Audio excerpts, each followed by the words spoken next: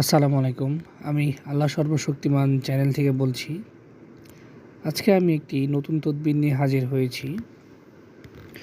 তদবিরের বিষয় হচ্ছে, আপনার স্ত্রী গোপনে যদি কোনো পুরুষের সাথে সম্পর্ক করে থাকে, আপনি সেটা কিভাবে বুঝবেন? এটা বোঝার জন্য খুব সহজ একটি আমল আছে আমার কাছে। আমলটি আমি খুব সহজভাবে বুঝিয়ে বলতেছি, মনোযোগ দিয়ে শুনুন।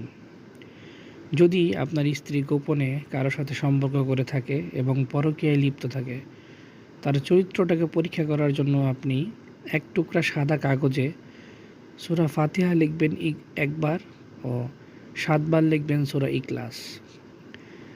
এটা লিখে আপনি আপনার ঘুমন্ত স্ত্রীর বুকের উপর এটা রাখবেন। খেয়াল রাখবেন আপনার স্ত্রী যাতে গভীর ঘুমে থাকে। গভীর ঘুমে থাকা অবস্থায় তার বুকের উপরে আপনি এই কাগজটা রাখবেন, আরবি লেখা।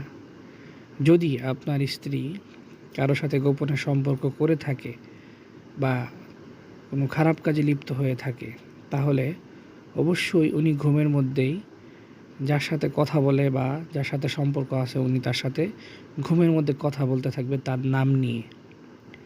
এটা একটা কোরআনী আমল। এটা অনেকবার পরীক্ষিত। এই আমলটা আপনারা করে দেখতে পারেন।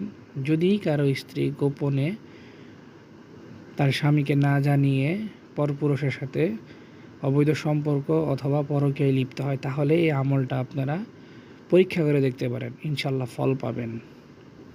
সবাই ভালো থাকবেন। সবাই আমার জন্য দোয়া করবেন। আসসালামু আলাইকুম।